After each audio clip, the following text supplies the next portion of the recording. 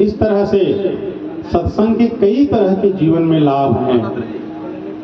मनोन्नति, मन की उन्नति करती है।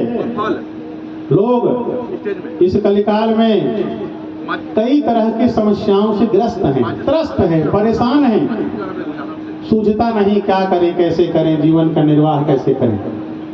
आप सत्संग में आते हैं, भगवान की मंगलमयी कथा का श्रवण पान करते हैं, भगवान के दिव्य से दिव्य मंगलमय गुणगण का हम श्रवण करते हैं सत्संग के द्वारा, भगवान की लीला कथा का श्रवण करते हैं। जहां हमको इस कलिकाल में कोई मार्ग नहीं सूझता है, परेशान हो जाते हैं, तो सत्संग हमको रास्ता दिखाता है, महापुरुष हमको रास्ता दिखाते हैं, हमारे संत, हमारे आचार्य हमको रास्ता दिखाते हैं, ये भगवान की कथा हमको रास्ता दिखाती है। मनोन्नति दिशति, मन की उन्नति करती है। पापमपा करोति, और हम जब सत्संग के द्वारा यह जानते हैं कि पाप करने का फल नरक मिलेगा, हमारा जीवन कलुषित हो जाएगा, समाज का वातावरण कलुषित हो जाएगा, समाज जीने के लायक नहीं रहेगा, जो बीज हम बोते हैं वो काटना पड़ता है। जैसी करनी वैसा फल, आज नहीं तो निश्चय है। तो जब पुराणों में, शास्त्रों में हम नरक का वर्णन सुनते हैं कि अमुक पाप करने पर अमुक नरक में जाना पड़ेगा, ये फल भोगना पड़ेगा। जैसे लोग मदिरा पान करते हैं, शराब पीते हैं, तो जो शराब पीता है वो अयापान नाम के नरक में जाता है, और जब वो नरक में जाता है तो यमराज के दूत उसके छाती में बैठ जाते हैं। कहा तूने अपेय का पान किया। हमारे शास्त्र में वर्णन है क्या खाना चाहिए, क्या पीना चाहिए, क्या देखना है, क्या सुनना है। भद्रम कर्णे भी सुनयाम, मंगलमय वाक्य सुने, कल्याणकारी वाक्य सुने। भद्रम पश्येमाक्षिभिर्यत्राः, अच्छा अच्छा देखें, अच्छा देखेंगे, अच्छा सुनेंगे तो वाणी व दृश्य हमारे चित्त में जाएगा, वैसा हमारा मन में प्रभाव पड़ेगा। इसलिए जिससे हमारा मंगल हो, जिससे हमारा कल्याण हो, ऐसे शब्दों का श्रवण करें, ऐसे दृश्यों को देखें। तो जब हमको पता चलता है कि शराब पीने वाला नरक जाता है, यमराज के दूत उसके छाती में बैठ जाते हैं और कांच को गला करके, गरम गरम कांच, गरम गरम लोहा, यमराज के दूत शराब पीने वाले के मुख में डालते हैं। कहा भैया नीचे में पिया, कभी सुख में पिया, कभी दुख में पिया, कभी बिहाव में पिया, कभी छट्टी में, कभी नीचे में पियो तो ऊपर में भी पियो। बोलो भागवत भगवान की। इसके बिना छट्टी नहीं मनाते थे, इसके बिना विवाह नहीं होता था।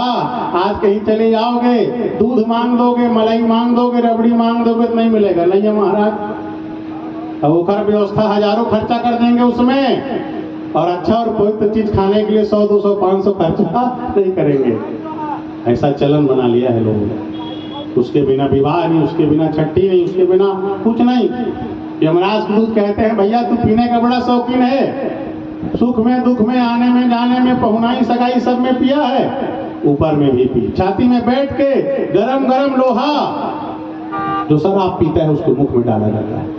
तो जब इन चीजों का हम श्रवण करते हैं कि कितनी वेदना पाप करने पर, पाप के फल से उद्धार होने के लिए यमराज जो है इस जीव को शुद्ध करने के लिए दंड देते हैं।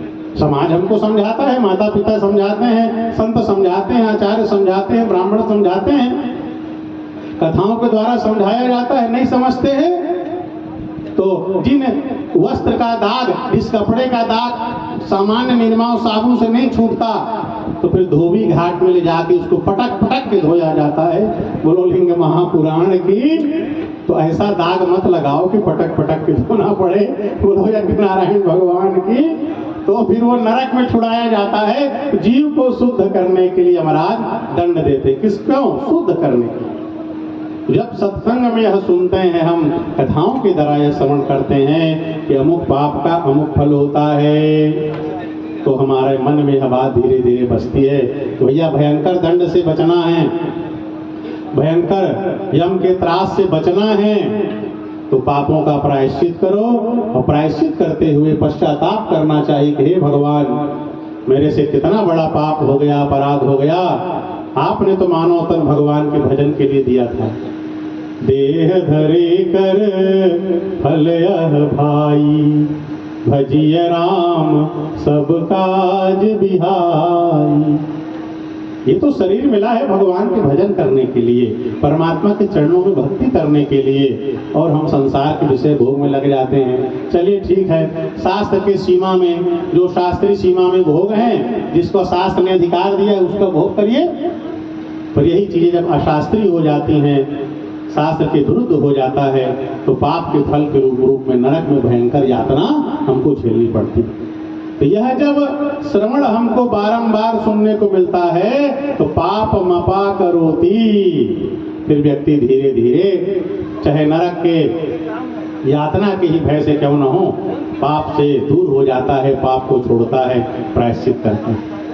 सत्संगति कथया किम न करोति पुंसाम, सत्संग पुरुष का क्या भला नहीं करती, वो बुद्धि की जड़ता दूर कर देती है, वाणी में सत्य का प्रसार करती है, मन की उन्नति कर देती है, पाप से हमें दूर कर देती है।